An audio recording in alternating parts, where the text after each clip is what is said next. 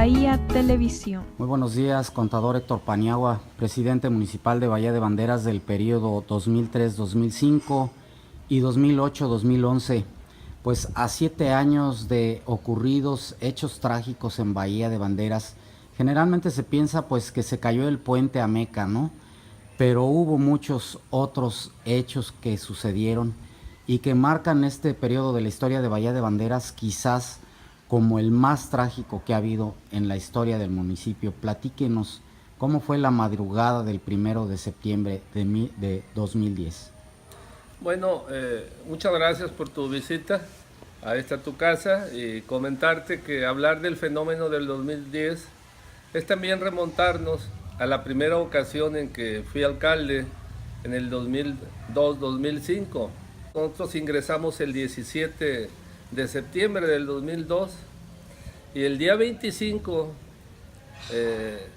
del mes de octubre atacó esta zona, recordarás, el fenómeno natural de Quena, donde nosotros recién llegados al gobierno pues desplegamos todo una serie de medidas preventivas. Cuando tú invitas a las personas que viven en zonas de alto riesgo, de arroyos, frente al mar y demás, a que evacuemos esa zona, se niegan a hacerlo, porque ahí está su patrimonio, ahí está su hogar, y tuvimos en esa ocasión que por la fuerza subirlos a camiones de Medina en un operativo que organizamos, ¿sí? Y abrir en Valle de Banderas, en San Juan de Abajo, en San José del Valle, acá al interior del Valle de Banderas, precisamente los lugares, los albergues, para poder ahí tener a cientos de familias, ¿no? Decía el entonces alcalde de Puerto Vallarta, Pedro Ruiz Higuera, que el gobierno y el presidente de Bahía de Banderas, Héctor Paniagua, era un alarmista, que cómo era posible que hiciera tanto alboroto, tanto escándalo por un ciclón que iba a pasar por aquí. Quiero decirte que el fenómeno venía dirigido a Bahía de Banderas en Nayarit, ¿Y qué crees que hizo a la entrada? Dio un viraje y se fue y se estampó en Puerto Vallarta, a eso de las 7 de la mañana, aquel 25 de octubre del 2002, si no me equivoco. Los hizo pedazos, La zona del malecón toda la destrozó, derribó hoteles como el Pescador, si no me equivoco, frente a Ley, ahí frente al mar, ¿no? Y en Bahía de Banderas solamente nos despeinó. ¿Cómo?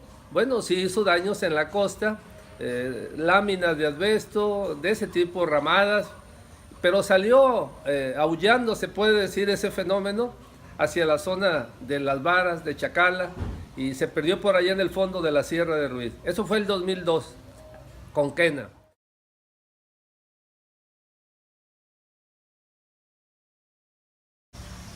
Cuando a la 1:20 de la mañana, estando en tu casa, aquí en San Juan de Abajo, en el centro, descansando, durmiendo, me llama el director de tránsito de esa administración y me dice, pero un poco, o con mucha dificultad su hablar, ¿no? Saúl Palomera, me dice, presidente, se cayó. Digo, pero ¿por qué me llamas a esta hora? ¿Qué se cayó? No podía hablar. Estaba sorprendido y me dice, se cayó el puente sobre el río Ameca. ¿Cómo? Entonces, pues, en pijama, pego un brinco y le dije, ¿dónde estás? Dice, estoy acá, dice el crucero de la Jarretadera. Se cayó todo el puente, del lado derecho viendo de frente, todo se cayó, dice, se fracturó. Le digo, opera de inmediato para que con el gobierno de Jalisco en Puerto Vallarta y nosotros hagamos un cinturón. Vamos a contener el tráfico, que alguien se aboque de Protección Civil a asomarse al río Ameca. Dice, pues cayeron varios vehículos, ¿no? Hay sobrevivientes de esto. Y está en la Jarretadera o estaba viviendo. Una dama que ella fue de los que cayeron en vehículo con su esposo, ¿sí? El esposo pereció en esa caída al río Ameca y ella, hábil nadadora, y su instinto de conservar la vida, sobrevive a estos días, ¿no? Entonces, esa fue la noche o la madrugada a la 1:20 de la mañana cuando me reportan. Nos trasladamos al lugar de los hechos, allí al puente del río Meca, para iniciar todo un trabajo de coordinación. Se cerró el otro puente porque ante la caída del primero, tenían que intervenir los funcionarios de la Secretaría de Comunicaciones y Transportes, porque definitivamente había el riesgo de que lo otro pudiera caer también. Entonces cerramos conjuntamente, autoridades de Jalisco y de Nayarit, tomamos esa decisión, porque muchas personas desconocen que más de 30,000 personas de Bahía pueden trasladarse a Puerto Vallarta o de Puerto Vallarta a Bahía de Banderas, que trabajan en la industria hotelera. ¿Y en qué iban a cruzar ellos? ¿Sí? Se suspenden las comunicaciones. Instrumentamos, por fortuna, todo un programa junto con los empresarios, a los cuales siempre habrá que reconocerles, empresarios como Ricardo Farcas y muchos otros más, que propietarios de barcos que se dedican a ese negocio. Nuestra gente la depositábamos en Nuevo Vallarta a partir desde muy de madrugada, de los primeros horarios de trabajo que ingresan a las 7 de la mañana, para que hubiera una especie de puente marino entre lo que es Nuevo Vallarta y la zona del muelle ahí frente a Sams en Puerto Vallarta.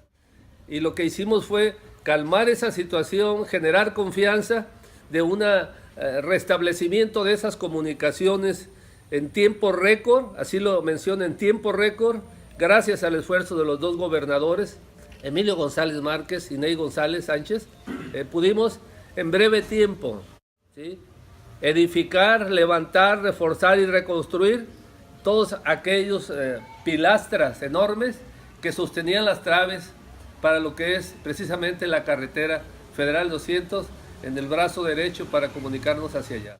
Pero sobre todo cuidar el fenómeno de la alarma que se pudiera dar para que esta zona turística que tiene reservaciones del verano vendidas no se fueran a afectar. Generamos confianza de esa manera y se recuperó pronto la conectividad entre Bahía de Banderas y desde luego con Puerto Vallarta, nuestros hermanos, ¿sí? Ese es el fenómeno primero que se nos presentó a finales de agosto, ¿sí?, para poder resolver lo que fue la caída del puente del río Meca. Eso fue uno. Cuando hacia el 4 de septiembre, si no me equivoco, en esas lluvias torrenciales que continuaron producto de fenómenos naturales, llovía de día y de noche. Y otra vez de madrugada, hacia el 4 de septiembre, me informan mis compañeros, servidores públicos, que se había derrumbado el puente en Sayulita. El puente de ingreso a la población, perdón, corrijo, primeramente el de San Pancho, ¿sí?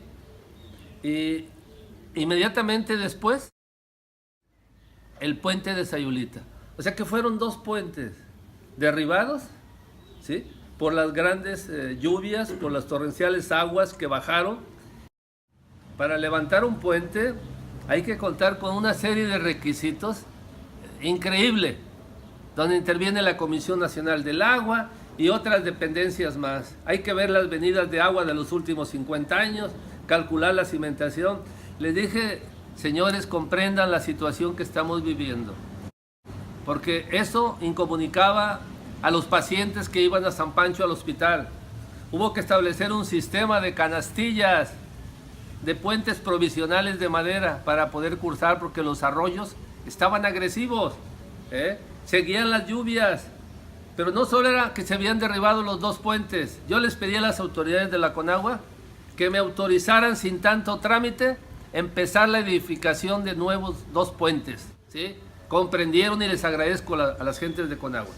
En tiempo récord me dijeron, quiero ver tus planos. Los elaboramos en 2 días máximo los planos, y en 2 días empezamos la construcción. ¿Con qué recursos? Con recursos municipales, de los contribuyentes que aquí pagan los impuestos. Con recursos propios, solamente el municipio de Bahía de Banderas hizo frente a ese compromiso millonario para edificar, para construir en tiempo récord también esos dos puentes. Ahí están. Pero no solo nos enfrentamos a eso, sino que las lluvias continuaban y continuaban. La carretera se rompió en varios ejes antes de llegar a San Quintín, por ejemplo, ¿sí? En varios tramos entraron los arroyos, desviaron y hubo socavones como lo que vemos ahora en la película allá de Cuernavaca, ¿eh? Se devoraron, tuvo que entrar el SCT en coordinación con nosotros, mover maquinaria, llevar materiales, hacer compactaciones. Y lo que más me sorprendió en esa ocasión también fue ver que de los cerros bajaban arroyos. Alguien tuvo que haber filmado eso. Bajaban arroyos a la carretera que le seguían escarbando. Se bloqueó el tránsito vehicular. Tuvimos que echar mano de la carretera por Punta de Mita para salir a Sayulita, por los tramos invadidos, por grandes cantidades de material que se vinieron y cubrieron la carretera. Saliendo simplemente de la Cruz, se empezó a bloquear todo eso, ¿sí? Quedó en algunas horas la gente encerrada porque no tenía tráfico, ni de Sayulita para allá, ni de Sayulita para acá. Fue una pesadilla eso. Mi teléfono todo el mundo lo traía, me decía la gente, me llamaba y estaba en las estaciones de radio. Presidente, me decían, me regañaban, no sea incapaz, estamos bloqueados en la carretera. Estaba lloviendo, se seguían derrumbando los cerros. Les pedí de su comprensión. Mi esposa y el equipo del DIF se trasladaron a esos lugares porque estuvieron por muchas horas ahí, esa gente detenida hasta que no movían el material sobre la carretera, llevándoles agua, llevando alimentos, llevando médicos, por lo que fuera a necesitar de gente que se puso en estado de salud inconveniente, ¿no?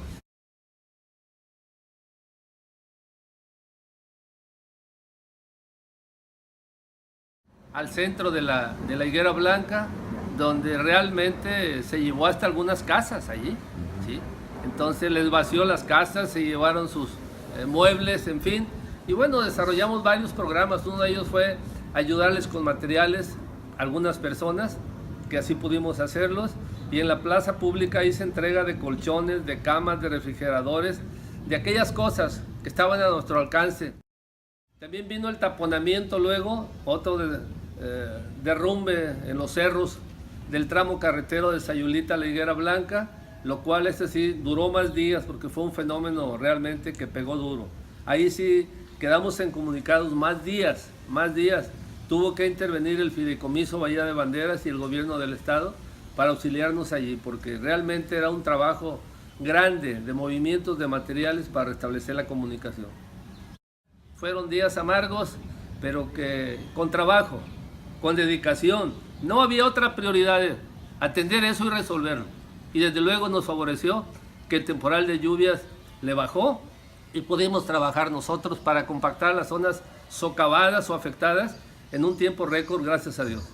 Si a eso le agregamos que somos un destino turístico donde el turismo nos ofrece el mayor empleo en la región, tenemos que actuar siempre con rapidez y resolver el problema. Y eso fue lo que hicimos. Le agradezco mucho, contador Héctor Paniagua Salazar. Bahía Gracias. Televisión.